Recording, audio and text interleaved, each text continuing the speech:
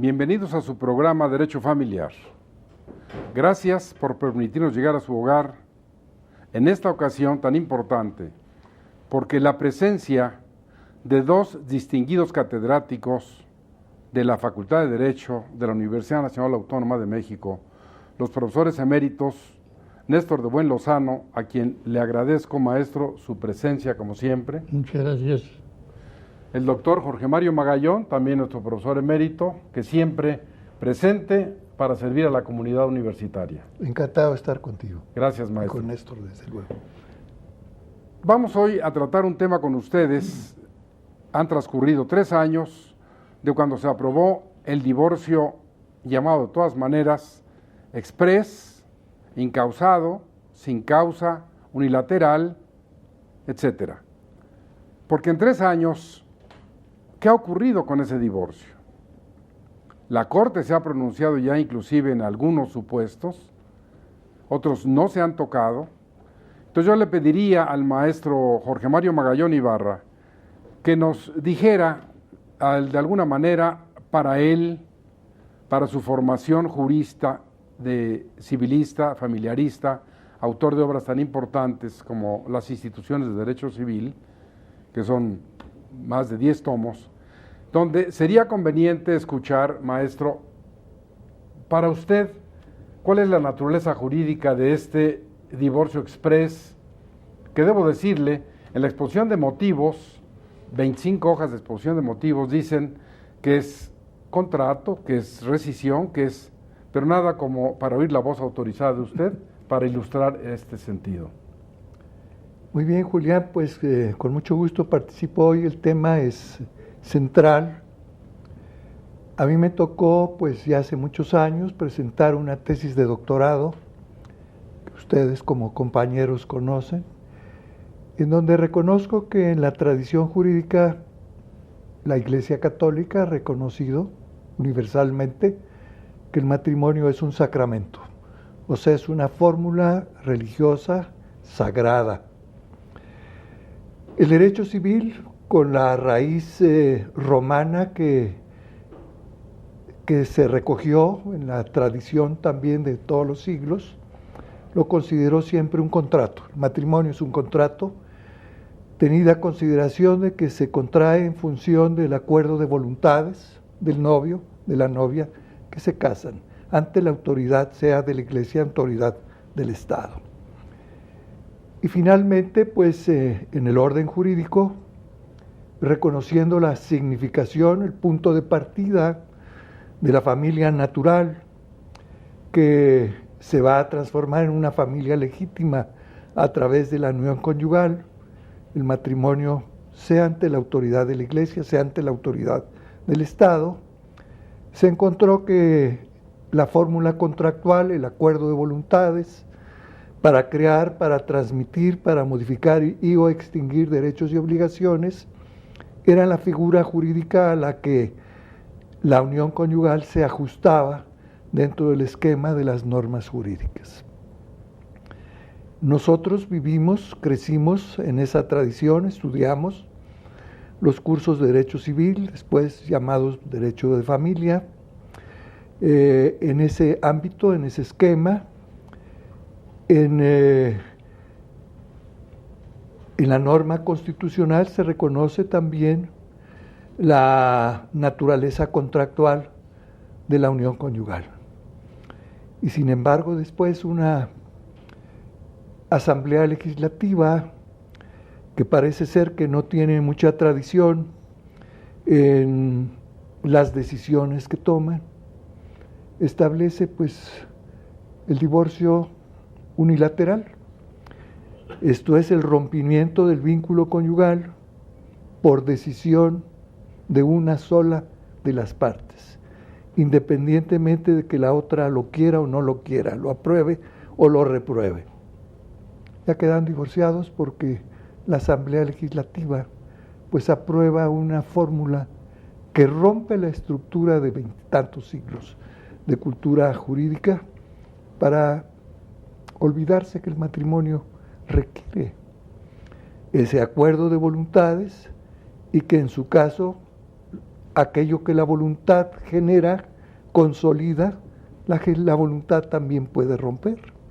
El divorcio por mutuo consentimiento pues venía siendo una fórmula en la que cuando el matrimonio naufraga, pues las partes pueden estar de común acuerdo en disolverlo, reglamentar el tratamiento de los hijos, disolver en su caso el régimen de la sociedad conyugal, distribuir los bienes, compensarse, hacer las cosas pues como el negocio jurídico, el contrato, así se le llama también, se le denomina negocio jurídico, pues exige su rescisión, su rompimiento cuando hay incumplimiento de una de las partes o por el mutuo consentimiento de ellos.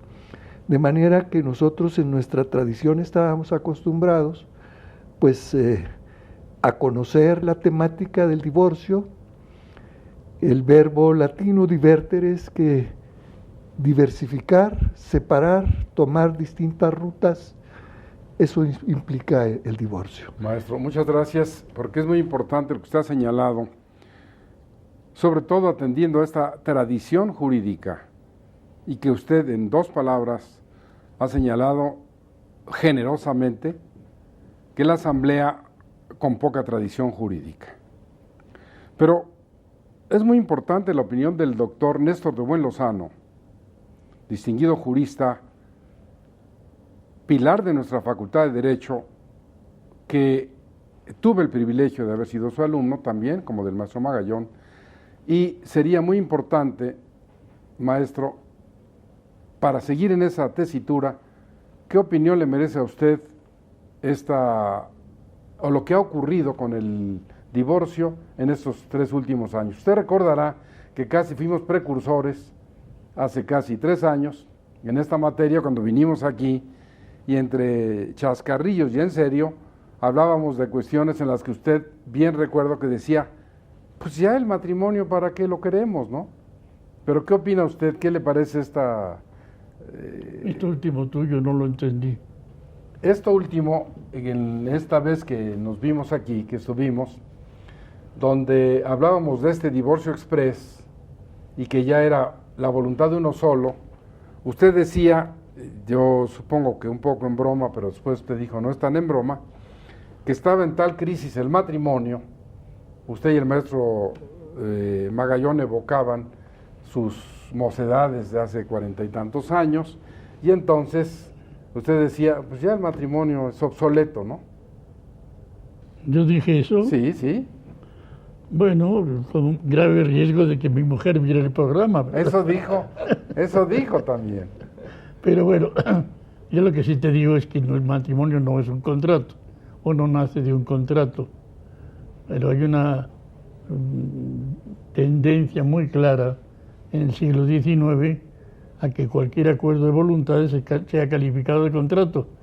Pero si tú analizas a fondo el concepto de contrato, te encuentras con que no corresponde a las obligaciones derivadas del matrimonio, ni mucho menos.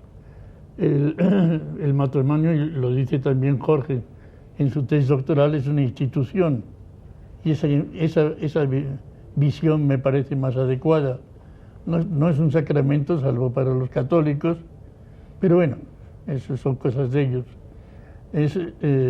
Contrato tampoco es porque no hay una transferencia de bienes, ni mucho menos, y no tiene un objeto que tenga contenido económico necesariamente.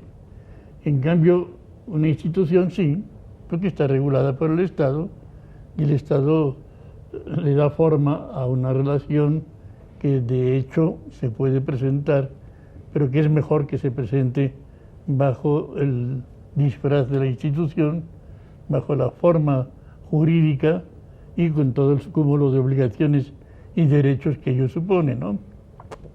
Me gusta más la versión institucional del matrimonio y no la contractual. Y con todo eso, ¿qué piensa usted de este divorcio por una sola voluntad? Bueno, de momento, cuando lo ve uno por primera vez, acostumbrado uno a la solemnidad del matrimonio, parece discrepante que una sola voluntad rompa el acto jurídico que se ha formado con un rigor de escenario muy complicado, ¿verdad? Pero la sola voluntad es suficiente para terminarlo. Lo he pensado mucho y he visto muchos divorcios y francamente creo que en ocasiones es una buena solución. Es una buena solución el que se permita que la expresión de una de las partes dé por terminado la relación matrimonial. Claro, la otra parte seguramente se siente ofendida y lo que tú quieras, pero el matrimonio a la fuerza, el matrimonio necesariamente vinculado porque no tienes una de las causales de divorcio que marca el Código Civil, pues me parece que no es adecuado. A mí me parece que esta es una solución valiente, casi heroica, de una asamblea administrativa, como dicen algunos, pero de todas maneras me parece que es correcto. Bueno, ya se plantearon esas cuestiones. Ustedes han escuchado dos posiciones muy interesantes, partiendo de lo que es en sí el matrimonio y esta disolución del vínculo a través de una sola voluntad. Pero somos juristas, somos abogados, vivimos en un sistema de derecho y atendiendo a eso, porque el matrimonio no nace porque una sola de las personas quiera, se requieren las dos voluntades. Si, como dice el maestro de Buen, es una solución que puede en un momento dado ser buena y no mantener por la fuerza una unión, lo que es criticable, y que voy a regresar con eso después de una pausa, es que la Asamblea Legislativa haya llegado al extremo, y yo estoy sorprendido que todavía la Suprema Corte de Justicia de la Nación no se haya pronunciado al respecto. Es correcto, es jurídicamente aceptable que la Asamblea haya impuesto el artículo 685 bis del Código de Procedimientos Civiles para prohibir la apelación del divorcio. Regresamos en un momento con ustedes.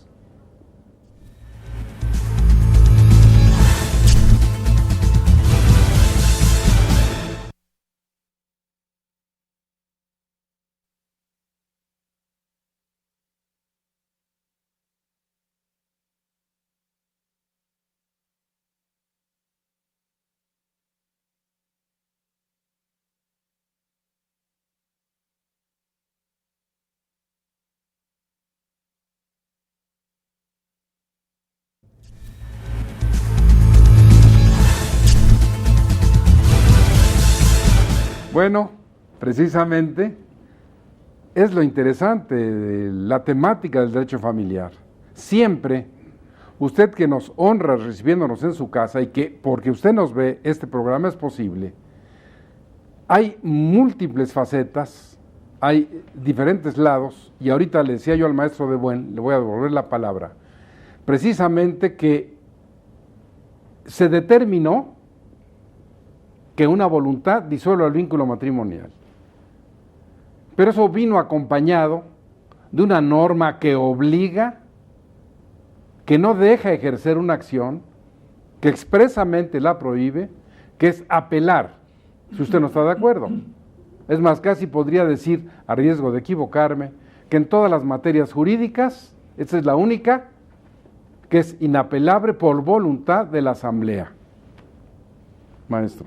Bueno, yo pienso que si la sola voluntad de uno de los cónyuges permite la disolución del matrimonio, ¿por qué no se va a plantear la imposibilidad de apelar de esta decisión, que evidentemente es unilateral, que tendrá que seguir ciertos pasos que el juez va a calificar, pero si es absolutamente libre la posibilidad de plantear la separación, me parece perfectamente lógico que no se pueda apelar. Podría apelar la otra parte cuando un simple acto de voluntad ha disuelto el matrimonio. No puede apelar. No puede. La otra parte no puede. Podría. No, estaba yo preguntando si podría apelar, pues no tiene sentido que apele. No, pero si no quiere, él no se quería divorciar y de todas maneras el juez lo decreta, ya se decretó, lo único que es apelable es lo de los hijos y los bienes, pero la disolución del vínculo no. Entonces, a él que no quería divorciarse, le prohíben apelar. ¿Eso es jurídico? Yo pienso que sí, A ver. porque simplemente la voluntad que está en juego es la de la otra parte, no la de este, no la del que quiere apelar. Él no está de acuerdo en el divorcio, pero la vida conyugal ha llevado a esa determinación, nada menos que a su cónyuge, por algún motivo habrá, pero además se le garantizan los bienes, se le garantiza la patria potestad de los hijos, la custodia compartida o directa, etcétera, y lo único que no se le garantiza es tener que estar acostado en la misma cama que el otro excónyuge. Bueno, a mí me parece perfectamente natural, porque el matrimonio, como quiera que sea, es un acto sin experiencia normalmente, y por lo tanto quienes contraen matrimonio enfrentan un futuro de ignorancia de lo que pueda ocurrir, y lo que puede ocurrir simplemente es que no se entiendan, y si no se entienden los cónyuges, ¿por qué no permitir que a petición de uno de ellos se termine con esa experiencia? Yo estoy de acuerdo. ¿Qué piensa usted, maestro, de esta apelación que prohíbe a quien quiere ejercer en un sistema jurídico, en un sistema de derecho como el nuestro, ahora tan importante en estos derechos humanos fundamentales, las modificaciones a la Constitución, etcétera, resulta que hay algo que no se puede apelar? Bueno, con todo respeto para el criterio que tiene mi amigo y compañero Néstor, pues hay otra forma de disolver el vínculo matrimonial unilateralmente. La muerte del cónyuge, se acabó. Ahí no hay divorcio. ¿Quién va a apelar? ¿No? El legislador resuelve que no se puede apelar porque está orientada su decisión a que no haya ninguna autoridad que pueda decir no se puede divorciar en estas condiciones. La muerte es unilateral, se muere el señor y él queda viudo y se acabó. Ahí no hay apelación tampoco. Pero parece ser que no estamos tomando en cuenta ese factor. La unión conyugal es una unión que pretende, que tiende a ser vitalicia. Y solo puede disolverse en función de que haya una defunción de uno de los dos. Se acabó. Aquí también la Asamblea Legislativa dijo, se acabó. A pesar de que fue un acuerdo de los dos para casarse, pues se rompió porque ella o él dijeron que ya se había acabado. Maestros, ¿pero por qué? Esta ya es una norma legislada. Inclusive se agregó el artículo 685 bis del Código de Procedimientos Civiles del DF. ¿Por qué se da en una norma una prohibición específica para estas personas y solo de la disolución del vínculo? Eso no se puede apelar. Lo que se puede apelar es el convenio que hubieran celebrado sobre los hijos o sobre los bienes. ¿Eso es jurídico? ¿Eso es correcto? Bueno, es que a mí me perdonan, No. Pero a mí me parecería contradictorio que si yo puedo llegar a un divorcio por mi santa voluntad, la otra parte pueda tener el derecho de apelar. Rompe totalmente con el divorcio unilateral. No, rompe no con el divorcio, rompe con el matrimonio. Rompe con el matrimonio. Bueno, el que rompió con el matrimonio fue el cónyuge que fue a promover el divorcio. Ese es el que rompió con el matrimonio. Pero el otro no rompe, al revés, no quiere a lo mejor el divorcio. Pero la apelación no es posible porque es contradictoria con el divorcio expreso, como se quiera llamar. Maestros, es muy importante porque la gente toma opiniones de lo que decimos y somos abogados, vivimos en un régimen de derecho y entonces no se puede pasar, maestro, yo de usted lo aprendí, su tesis de doctor, La decadencia del contrato, donde se habla de la autonomía, la voluntad y todas estas cuestiones. Pero tenemos que ver lo que la ley dice. El Código Civil del Distrito Federal siguiendo los lineamientos de la Suprema Corte de Justicia de la Nación, ha determinado, eso no lo inventé, está en los artículos 138 ter, quater, quintus y sextus, lo siguiente: todas las normas de derecho familiar son de orden público e interés social. ¿Y la autonomía de la voluntad va a ir encima del orden público y del interés social? Usted lo decía, y acertadamente en su libro, uno de sus libros. Se ha reducido la autonomía de la voluntad a decir sí o no. ¿Te quieres casar? Sí. Nomás que yo me quiero casar y voy a poner estos términos, condiciones, prórrogas, indemnizaciones. ¿Se puede? No se puede. Entonces, aquí entramos a otro aspecto muy importante. Autonomía de la voluntad, orden público. ¿Qué opina usted, maestro? Pues el orden público es un conjunto de normas que no permiten que el régimen de la autonomía de la voluntad opere, particularmente en el derecho de familia. Maestro, pero ¿más operación que esta? Bueno, yo estoy hablando en este momento en abstracto, sí, pero lo que es el orden público.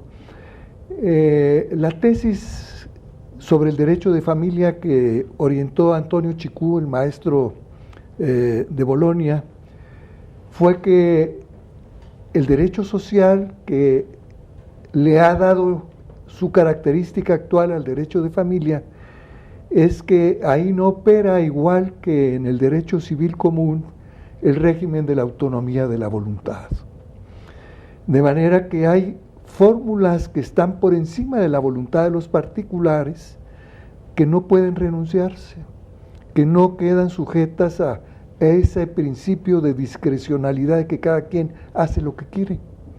En la unión conyugal, las partes tienen sus pautas a que ajustarse. El ejercicio de la patria potestad no es que el padre quiera o no quiera ejercerla, tiene que ejercerla. Le es imperativo ejercerla. De manera que ahí no opera el régimen que en los contratos el que pues no quiere pagar, pues se le reclama la rescisión y las consecuencias de daños y perjuicios, etcétera, o la pena convencional que se ha pactado. Pero yo creo que se ha escapado pues este aspecto trascendental del orden público que está presente en toda la legislación familiar y que la Asamblea Legislativa ignora o intencionalmente lo hace para demostrar pues que todo está cambiando en el Distrito Federal y que la legislación, ellos son los titulares de su redacción y no toman en cuenta los precedentes, los antecedentes, la tradición, ni nada. Consecuentemente, pues nosotros como abogados nos quedamos con la boca abierta de ciertas decisiones de la Asamblea Legislativa que parecen ser que no tienen presente la evolución histórica, jurídica, institucional que tienen las reglas que deben observarse y que de repente las cambian. Lo mismo pienso pues de las uniones de personas del mismo sexo. También la Asamblea Legislativa lo ha autorizado. No sé qué tanto éxito haya tenido o siga teniendo o pueda haber tenido una fórmula de ese nivel, pero también pues no es lo único con la que la Asamblea Legislativa nos ha estado premiando a quienes ejercemos el derecho y a quienes vivimos dentro de un régimen de la unidad de la familia. Autonomía de la voluntad, orden público. De usted yo aprendí todo esto de la autonomía de la voluntad. El ejercicio pleno de la autonomía de la voluntad, cuando dice una voluntad, me quiero divorciar, pasó encima de la norma escrita del Código Civil, que habla del orden público y del interés social. Bueno, pero la autonomía de la voluntad está determinada por el Código Civil y la facultad de decidir unilateralmente está perfectamente consignada en el Código Civil y no tendría sentido el testamento, por ejemplo.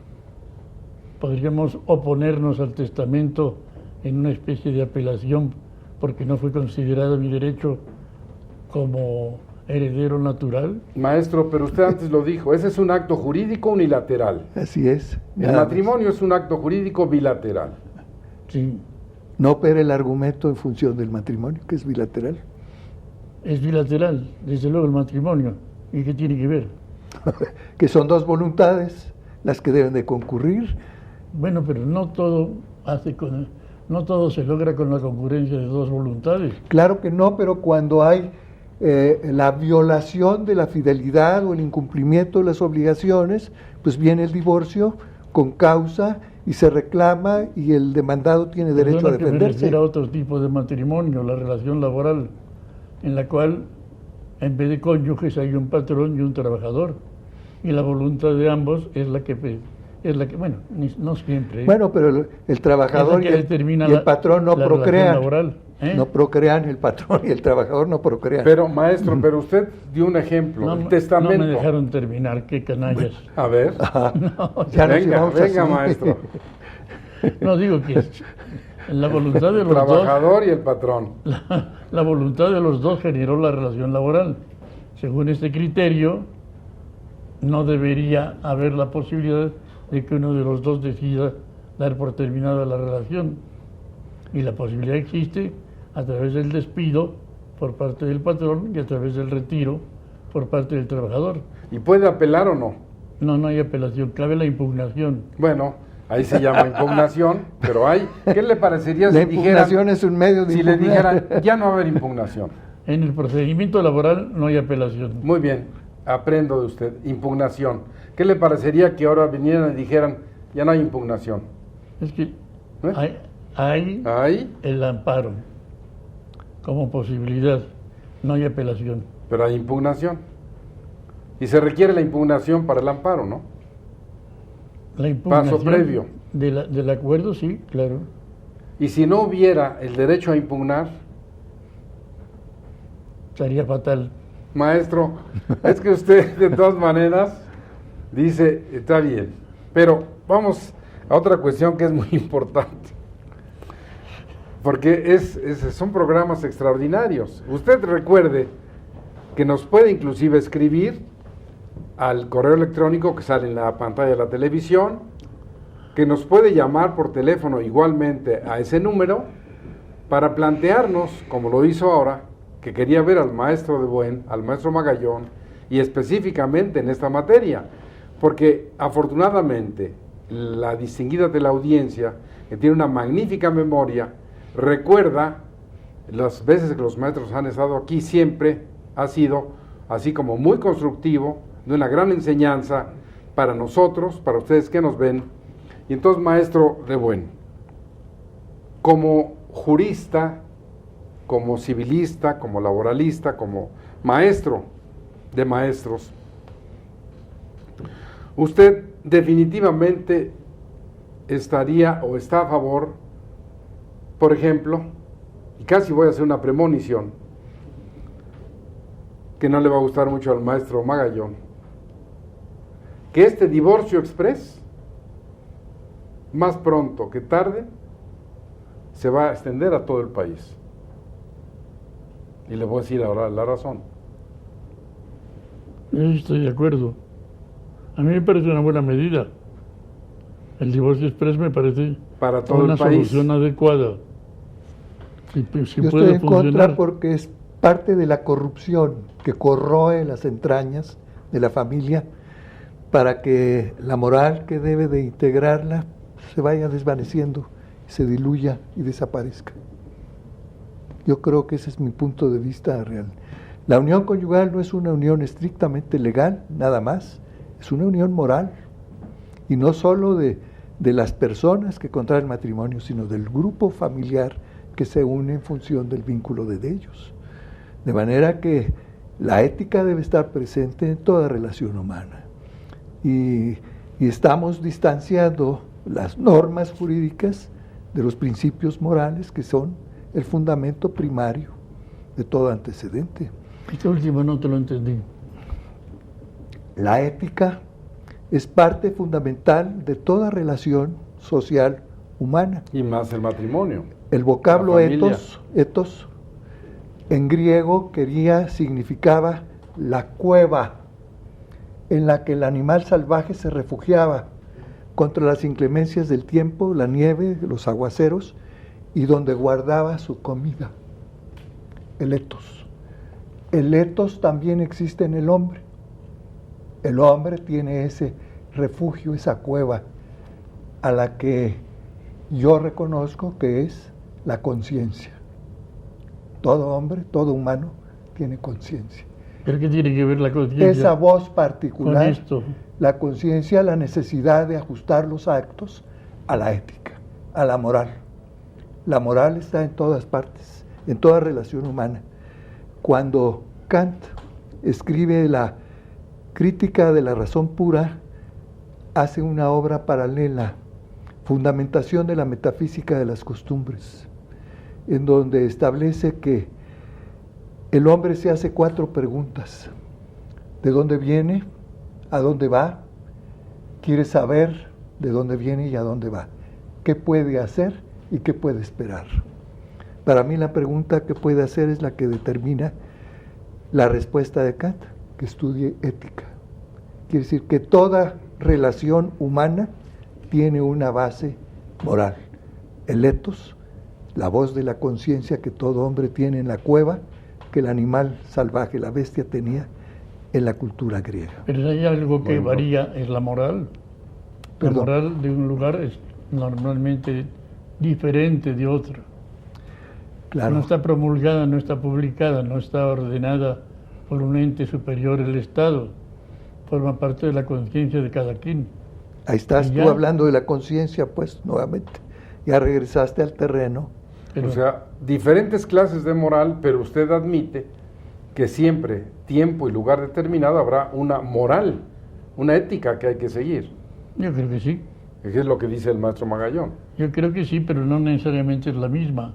No, él no dice que sea la misma, sino de acuerdo a los usos y costumbres. Hablaba de la caverna, hablaba de...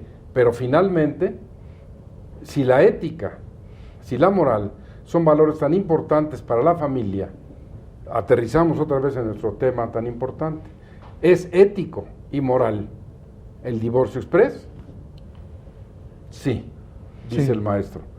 Adelante, maestro. Sí, porque lo peor que hay es una convivencia forzosa. Eso va contra todas las reglas de la moral. Entonces quiere decir que antes que hubiera este divorcio exprés, vivíamos ¿en qué? Vivíamos en un problema porque la gente se quería divorciar y no tenía los elementos suficientes para hacerlo. Y tenía que mantener una relación conyugal absolutamente incómoda e injusta seguramente. No, porque Ahora, había el divorcio voluntario con la concurrencia Bueno, del acuerdo divorcio de las voluntario, partes. pero implica el consentimiento de ambos. Claro. Pero en cambio, en El este matrimonio caso no. requirió el consentimiento de ambos, el divorcio debía, Pero en parte su del caso. supuesto de que todo lo que, que el problema del divorcio unilateral, digamos, es por una convivencia que no funciona. Y obligar a alguien a que funcione la convivencia por miedo a hacer un divorcio unilateral. El subjetivismo tiene sus niveles. Por eso es que los tribunales son los que dicen si el divorcio es procedente o es improcedente. a ver, entonces quiere decir, antes de ir a una pausa, que hemos vivido cientos de años en el error. ¿Por qué? Porque no había divorcio exprés. No le cambie. Vamos a regresar, vamos a darle respuesta a esta y a otras, porque como usted se ha constatado, es un tema recurrente, es un tema muy importante que puede tener, como en este momento, 2 o 3 enfoques diferentes, pero no podemos olvidar que la familia, desde siempre, inclusive surge antes que el propio Estado, ha sido el sustento. Y mientras la familia esté, podemos hablar de moral, podemos hablar de ética, podemos hablar de un Estado que mejore. Pero a la hora que la familia se deshaga, a la hora que la familia tenga unas bases tan endebles, quién sabe dónde vamos a ir a dar. Regresamos en un momento con ustedes.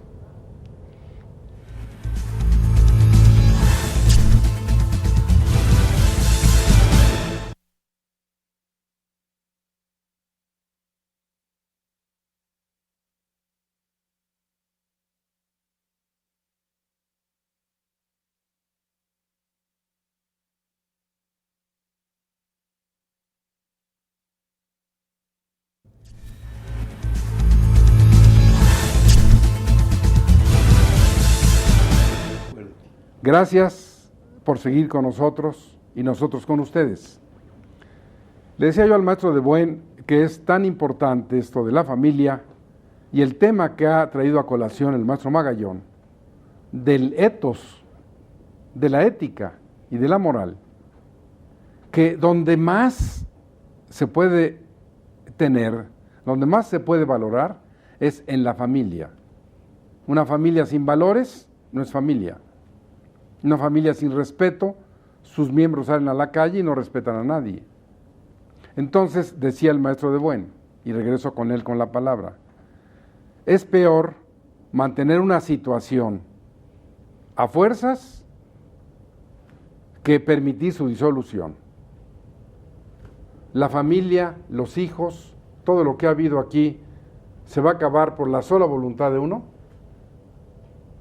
Yo creo que no se acaba la relación con los hijos y probablemente tampoco ni siquiera el respeto por el otro cónyuge, el excónyuge, porque seguramente aún hay ciertos vínculos que permiten una relación personal no tan negativa. Yo creo que, que el divorcio elimina la convivencia, que es la incomodidad. No se entienden y tienen que vivir juntos por un problema de ética, pues no funciona. Yo cambio de ética. Pero se vive juntos por amor, porque se ha construido una familia, porque bueno, no es lo mismo tener uno que 50 años de casado. No es lo mismo. Entonces, a estas alturas de la vida, de la familia, donde se ha escogido una pareja para envejecer, hay unos hijos, hay una respetabilidad, se acaba porque uno ya no quiere. Sí. A Néstor se le está olvidando que la codificación civil prevé como causal de divorcio el abandono injustificado del hogar conyugal. ¿Cuánta gente y cuántos casos de divorcio necesarios sobrevienen por esa causa? La gente no quiere seguir viviendo y se va, se acabó. Se mete en una bronca total. Bueno, ahí está ya la diferencia. Ahora estamos regulando aquí viene la diferencia. El divorcio voluntario puede ser de común acuerdo, pero el abandono de hogar provoca, aunque no sea de común acuerdo, la pérdida de la patria potestad, etcétera, sobre los hijos menores. Mira, yo he manejado muchos divorcios voluntarios en que eso de la voluntad es muy relativo. Simplemente llega un momento en que la convivencia no funciona y por recomendación de algún abogado, en vez de meterse en una bronca de un divorcio necesario, se convence al otro cónyuge de la conveniencia del divorcio por mutuo consentimiento y se evita el pleito desagradabilísimo que es el divorcio necesario por las pruebas que tienes que presentar, etcétera, etcétera, etcétera. Es una ofensa permanente. En cambio, de este modo, sí hay una ofensa. Ya no te quiero, gitana, ya no te quiero y me tienes que olvidar. Entonces, simplemente la otra se siente no querida o el otro se siente no querido. No querido, se ofende un poquito, pero no se está ofendiendo todo el tiempo. Es una cirugía incómoda, pero eficaz. Bueno, pues estamos en esta parte donde vamos a hacer algunas conclusiones, donde le pediría yo al maestro Magallón, ¿qué le aconseja a ustedes que nos ven? Si usted va a divorciarse, si está en alguna de estas hipótesis, si es conveniente una asesoría, porque además no debemos olvidar que el Distrito Federal no es México, es uno de sus estados, porque en toda la República siguen vigentes todas las cuestiones de la familia, todos los elementos, el divorcio, los alimentos, etcétera. Entonces, maestro, a manera de síntesis, ¿qué podría usted aconsejarle a nuestra distinguida teleaudiencia? Yo creo que la pareja se casa porque se ama. El amor es un alimento que nutre las almas de los cónyuges. Y lamentablemente hay muchas ocasiones en que el amor naufraga. Entonces, en esas condiciones, pues cabe el divorcio por mutuo consentimiento, se ponen de acuerdo los cónyuges, se distribuyen las cargas, la custodia de los hijos, el ejercicio de la patria potestad, la liquidación de la sociedad conyugal, si es que fue la que existió, la provisión de alimentos para si hay hijos menores, etcétera. Esto es todo, se puede hacer, pero el derecho marca las pautas ordinarias, correctas, razonables, dentro de lo que es justo. Esto es garantía constitucional que nadie puede ser privado de la vida, de la libertad, de sus propiedades, posesiones o derechos, sin un juicio en el que se le escuche. Y se le venza. Se le venza. Entonces, aquí, pues, no hay juicio, ni vencimiento, ni palabras que decir. No hay garantías. Nada más, ya se acabó. Un señor dijo ya y se acabó. Y los otros se quedaron, los hijos. ¿Qué puede hacer la distinguida teleaudiencia frente a eso? ¿Qué le aconsejaría a usted? Pues yo creo que consultar a sus diputados, a sus representantes, que son los que votan y aprueban este tipo de medidas inconsultas, que no consultan, que no se dan cuenta de las dimensiones que poseen, para que se revoquen. Y si no, para que los tribunales superiores, a la hora que se reclame la privación de un juicio justo, los tribunales federales conceden el amparo y protección contra medidas en los que no han sido oídos ni vencidos. Maestro, la palabra es de usted para que la gente lo escuche. Bueno, lo que está planteando Jorge Mario es un problema de la garantía de audiencia. Eso es lo que le preocupa y que parece que violaría la Constitución el que pueda ser unilateral una terminación del matrimonio. A mí me parece que ese es un tema que puede discutirse, que no se le oye en juicio y sufre las consecuencias de un acto unilateral. Estoy de acuerdo que eso es bueno, Néstor, magnífico, para pensarlo magnífico. Dos veces, y yo creo que lo que hay que hacer es reformar la Constitución. Bueno. Es la moda. Hay que reformar la Constitución, quitar ese artículo que está dando lata, o por lo menos poner la excepción de que esto no es válido para los casos de divorcio unilateral. Bueno, maestro, para estar al día y que está uno comunicado, recientemente se ha enviado un proyecto de código penal o penal federal que parece que en ese código no existieran las garantías, donde ahora dicen que el Ministerio Público sin más va a ordenar la detención de una persona en un proyecto que estoy seguro no va a pasar, pero gravísimo. Entonces, recordemos que un maestro de Derecho Penal nos advertía que el Ministerio Público en realidad es un misterio público. Claro. Es un buen chiste, ¿eh? No, es muy bueno, tiene mucha forma. Pero esto que usted decía, maestro, es importante y dice el maestro Magallón, vaya, hasta que coincidimos en algo. ¿Hay una violación de esas garantías o no en este divorcio express? Yo creo que no se le desposee de nada, ni de la patria potestad, ni de las propiedades, ni nada, no pierde ningún derecho. Pierde una relación moral y esa es la que realmente sufre las consecuencias del divorcio unilateral. Estamos en la imaginación. ¿Qué pasaría si en la misma forma un niño, un menor, 10, 12 años, quisiera revocar la patria potestad con sus padres? Si se le diera la posibilidad unilateralmente de decir, o que se le faculte a los padres a renunciar a la patria potestad de sus hijos. Sería un caso muy divertido. ¿Verdad? Como siempre, ¿ven? Esa es una de las razones del maestro Dubuen siempre aquí. Es exacto, es lo que se requiere, para que no sea un programa tedioso, no sea aburrido, no sea esotérico y misterioso, términos jurídicos, no. Pero tendría que tener alguien que ejerciera la tutela y actuara a su nombre, o llegar a la mayoría de edad. Si no, no lo puede hacer ese famoso niño baboso. ¿Qué piensa, maestro? Porque Pues es lo mismo, ya estamos dando vueltas al mismo punto.